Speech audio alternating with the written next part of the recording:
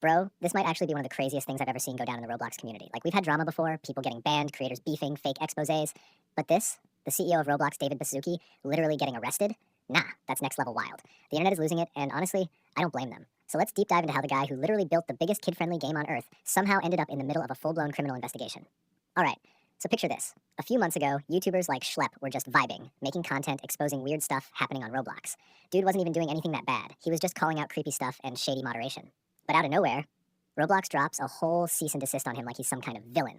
The company literally accused him of being part of a vigilante group or something. Like, bro, he's not Batman. He's just uploading videos. The community was mad, and it honestly looked like Roblox was trying to silence anyone who spoke up about what's really happening on their platform. Then you got Ruben Sim, another OG creator who's been roasting Roblox's moderation system for years. The man got banned so many times, it's almost part of his brand at this point. But the thing is, both these creators have been pointing out real problems, and Roblox just kept brushing it under the rug. And now, karma might finally be hitting back, because it's not just creators calling Roblox out anymore. It's literally the state of Florida. Yeah, you heard that right. Florida's attorney general just came swinging at Roblox with criminal subpoenas. Apparently, they're accusing the platform of being a breeding ground for predators, putting millions of kids at risk. And the worst part, they actually have receipts. NBC News even covered it, like, this isn't some YouTuber rumor. This is a full-blown investigation involving government officials. Now, if you've been on Roblox long enough, you already know the chat system can get real sus. There have been way too many reports of grown adults pretending to be kids, sliding into games, trying to lure minors by paying them with Robux. That's insane, bro. The fact that this is even possible shows Roblox's safety systems are basically paper thin. And now, Florida's basically saying, yeah, this platform is dangerous for kids, and we're not gonna let it slide anymore. They even showed a clip from the Attorney General himself saying they've already arrested over 1,000 predators this year. And guess what? A lot of those cases trace back to Roblox. Bro, that's not just bad PR, that's catastrophic. Imagine your company being so unsafe that an entire state is investigating you. And before anyone says, but Roblox has safety filters, let's be real, it doesn't work. Their moderation team is either asleep, underpaid, or AI that bans people for saying heck, but somehow lets the most disturbing stuff slide through.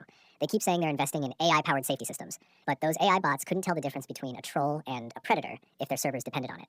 Now, in response to all this, Roblox released this massive corporate statement, acting like they're the heroes of the story. They said, we prohibit image sharing, we have strict moderation, we're working with law enforcement. Okay, sure, but where's the proof? Because if all that was true, the Florida Attorney General wouldn't be out here calling your entire platform a crime scene. Oh, and let's not forget, they tried to flex about how they've got thousands of experts monitoring the platform 24/7. Bro, if that's true, where were they when kids were literally being exploited in-game? The community's been screaming about this for years. This isn't new. Roblox just didn't care until the lawsuits started rolling in. Speaking of lawsuits, it's not just Florida. Louisiana's Attorney General is also suing Roblox for failing to protect minors. And then there's another case coming out of San Francisco. Like, this is a whole wave of legal trouble. Roblox isn't just in hot water, it's boiling. What's funny is how Roblox keeps pretending like everything's fine. They literally released a statement saying they don't intentionally put users at risk. They're constantly innovating. And they've added over 40 new safety features in the past year. Bro, what safety features? Because the only innovation I've seen is how fast their moderation bots can false ban someone for saying LOL. They also bragged about having new age estimation features where users can scan their face to verify their age. Like, who thought this was a good idea? You're telling me the same company that can't stop online predators somehow wants kids to upload face scans? That's crazy. They're acting like they're building the safest metaverse on Earth, but in reality, it's like a digital playground with no fences. And then there's David Baszucki himself, the CEO. Bro hopped on a podcast trying to act calm like nothing was going on. Hey everyone, I'm Dave Baszucki, founder and CEO at Roblox, and you're listening to Tech Talks. Like, dude, half the country thinks your platform's turning into a crime hub. Maybe now's not the time to sound so chill. He was talking about vigilantes on Roblox and AI moderation updates while the entire internet is clowning him for potentially facing criminal charges. And that's the thing. People are starting to wonder if he might actually go to jail. Like, the word arrested is literally trending next to his name. Even though technically he hasn't been charged yet, the subpoenas and investigations make it look really bad. And knowing how corporate stuff goes, if anything shady gets uncovered, someone high up is taking the fall, and it's probably going to be him. The community's reaction to all this has been absolutely wild. Twitter, or X, or whatever Elon calls it now, is filled with memes of Baszucki behind bars holding a free Robux sign. TikTok edits are already popping off with dramatic music and captions like, he finally got caught, like it's become a meme. But underneath the jokes, people are genuinely concerned. Roblox was supposed to be a safe place for kids, and now it's being accused of enabling predators. That's not just an oopsie moment, that's serious. What makes this even crazier is that some countries have already banned Roblox entirely. Iraq recently did it, saying it exposes kids to exploitation and extortion. And honestly, they're not wrong. Like, imagine a global platform with millions of daily users being shut down because of child safety issues. That's how deep this goes. But let's be honest, Roblox could have avoided all of this if they actually listened to the community years ago. People have been calling out the moderation problems forever. Instead of fixing it, they doubled down, silenced critics, and acted like everything was perfect. Now it's catching up to them, big time. It's also crazy how hypocritical Roblox's PR has been. In their statement, they said, we cooperate with law enforcement and respond quickly to inappropriate behavior. But if that were true, why are YouTubers like Schlep and Ruben Sim getting cease and desists for calling out the same stuff law enforcement is now investigating? It's like Roblox was trying to cover their tracks before the government stepped in. And bro, don't even get me started on their claim about having open communication with parents.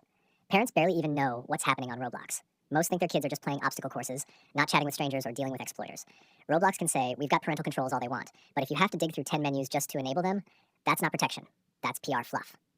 Now, the million-dollar question is, what happens next? If these investigations actually find evidence of criminal negligence, Roblox might be forced to overhaul everything, like moderation, communication, even how they handle Robux transactions. And if the CEO himself gets charged or arrested, bro, that would be the biggest scandal in gaming history. Like, imagine if Steve Jobs got arrested during Apple's rise. That's the level we're talking about. And you already know the Roblox player base would lose their minds. Half would meme it to death, and the other half would panic thinking the game's gonna get shut down. But honestly, Roblox isn't going anywhere. It's too big to just disappear. What's more likely is that they'll pay a huge fine, fire a bunch of people, and pretend like they learned from it. Classic corporate play. Still, this whole thing exposed how broken Roblox's system really is. Like, think about it. Tens of millions of kids log in daily, but the people running it can't even guarantee basic safety. And it's not like they don't have the money. Roblox makes billions every year, but instead of investing that into better moderation, they keep flexing about metaverse innovations and AI tools. Bro, no one cares about your metaverse if it's full of predators. And honestly, this isn't just a Roblox problem, it's an internet problem. Every platform that lets kids interact online faces this issue, but Roblox stands out because it built its whole brand around being safe and family friendly. That's why this scandal hits so hard. It's like finding out Disneyland had a dark secret behind the castle gates. What's really telling, though, is how fast Roblox tried to shift the narrative. They started dropping random updates about safety features and AI systems right after the subpoenas were announced. Like, come on, you don't just suddenly care about child safety because the feds showed up at your door. Even in the podcast, Bazooki tried to sound optimistic, talking about open source AI moderation and trusted connections.